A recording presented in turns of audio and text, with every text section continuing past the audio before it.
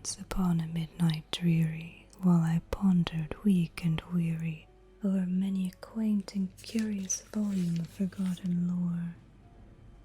While I nodded, nearly napping, suddenly there came a tapping, as of someone gently rapping at my chamber door. "'Tis some visitor," I muttered, tapping at my chamber door. Only this, and nothing more.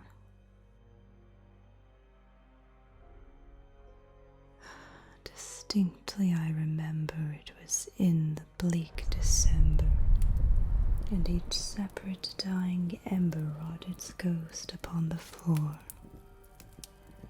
Eagerly I wished the morrow, vainly I had sought to borrow from my books surcease of sorrow, sorrow for the lost Lenore, for the rare and radiant maiden whom the angels name Lenore,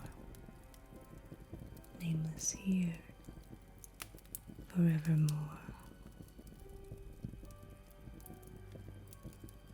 And the silken, sad, uncertain rustling of each purple curtain thrilled me, filled me with fantastic terrors never felt before, so that now, to still the beating of my heart, I stood repeating, "'Tis some visitor entreating entrance at my chamber door. Some late visitor entreating entrance at my chamber door. This it is, and nothing more."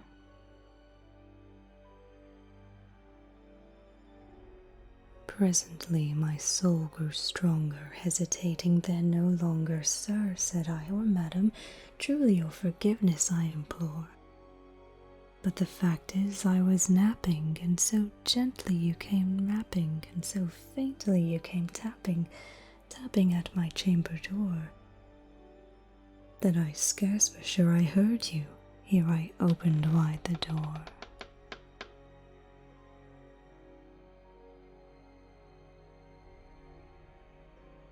Darkness there, and nothing more.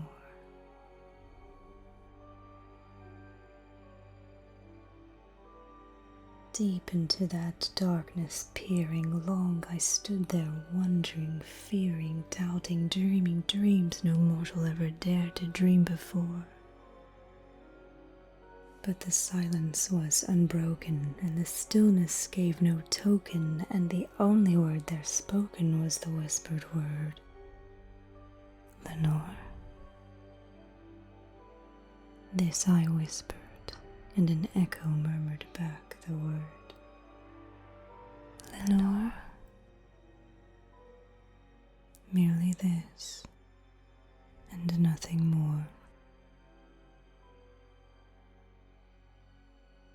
Back into the chamber turning, all my soul within me burning, soon again I heard a tapping, somewhat louder than before.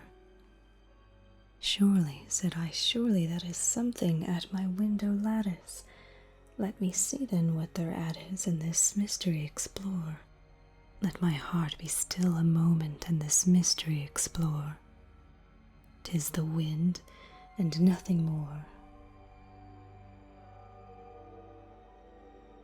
Open here I flung the shutter, when with many a flirt and flutter in there stepped a stately raven of the saintly days of yore. Not the least obeisance made he, not a minute stopped or stayed he, but with mien of lord or lady perched above my chamber door, perched upon a bust of Pallas just above my chamber door, perched and sat, and nothing more. Then this ebony bird beguiling my sad fancy into smiling by the grave and stern decorum of the countenance it wore. "Though thy crest be shorn and shaven, thou," I said, "art sure no craven, ghastly grim and ancient raven, wandering from the nightly shore. Tell me what thy lordly name is on the night's Plutonian shore." Quoth the raven, "Nevermore." Much I marvelled this ungainly fowl to hear discourse so plainly, though its answer little meaning, little relevancy bore. For we cannot help agreeing that no living human being ever yet was blessed with seeing bird above his chamber door, bird or beast upon the sculptured bust above his chamber door, with such name as Nevermore. But the raven, sitting lonely on the placid bust, spoke only that one word, as if his soul in that one word he did outpour. Nothing farther than he uttered, not a feather than he fluttered, till I scarcely more than muttered, Other friends have flown before. On the morrow he will leave me, as my hopes have flown before. Then the bird said, Nevermore.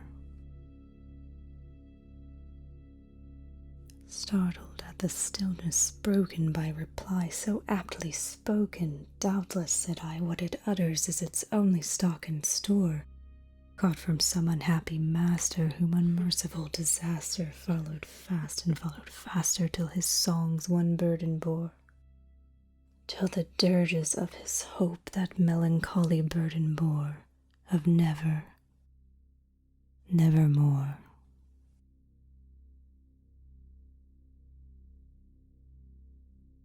But the raven, still beguiling all my fancy into smiling, straight I wheeled a cushioned seat in front of bird and bust and door. Then upon the velvet sinking, I betook myself to linking fancy unto fancy, thinking what this ominous bird of yore, what this grim, ungainly, ghastly, gaunt, and ominous bird of yore meant in croaking, Nevermore. This I sat engaged in guessing, but no syllable expressing to the fowl whose fiery eyes now burned into my bosom's core. This and more I sat divining, with my head at ease reclining on the cushion's velvet lining that the lamplight gloated o'er, but whose velvet violet lining with the lamplight gloating o'er she shall press.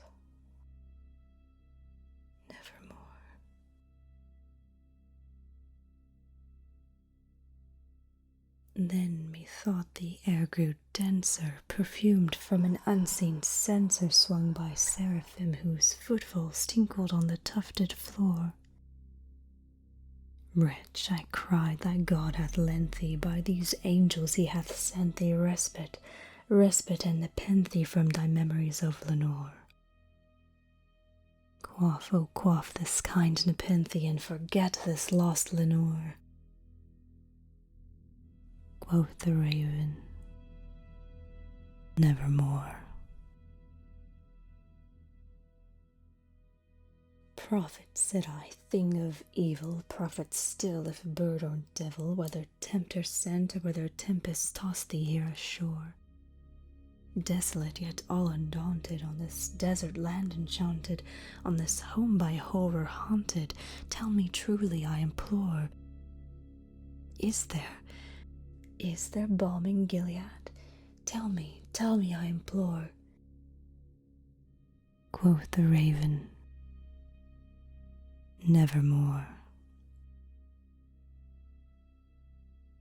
Prophet, said I, thing of evil, prophet still, if bird or devil, by that heaven that bends above us, by that God we both adore, tell this soul with sorrow laden, if within the distant Aidenn it shall clasp a sainted maiden whom the angels name Lenore.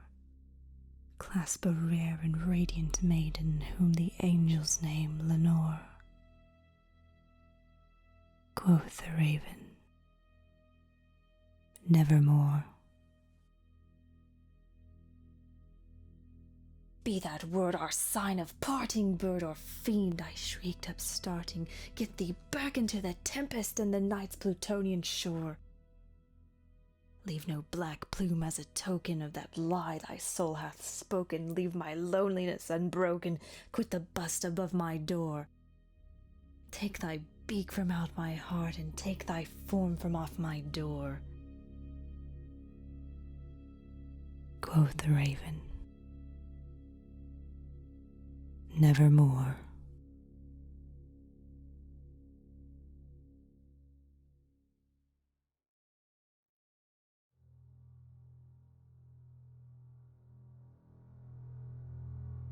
And the raven, never flitting, still is sitting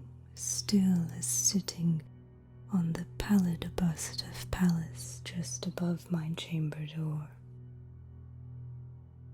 And his eyes have all the seeming of a demon's that is dreaming, and the lamplight o'er him streaming throws his shadow on the floor.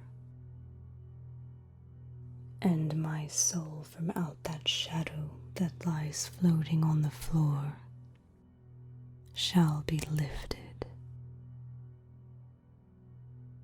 nevermore.